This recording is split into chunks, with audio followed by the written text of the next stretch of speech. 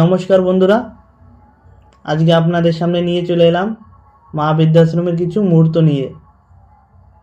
এবং আজকের মধ্যাহ্নভোজের দায়িত্ব নিয়েছিলেন নেতাজি নগর পূর্ব মেদিনীপুর জেলা থেকে রীতা পাত্র মহাশয়। ওনাকে জানাই এল্ডার কেয়ার ইন্ডিয়ার পক্ষ থেকে অসংখ্য ধন্যবাদ। তো চলুন বন্ধুরা, দেখে নিই মায়েদের জন্য আজকে কী রান্না হয়েছে, এবং আপনারা আরও সাপোর্ট করুন যাতে আমরা এই মায়েদেরকে নিয়ে আরও এগিয়ে যেতে পারি।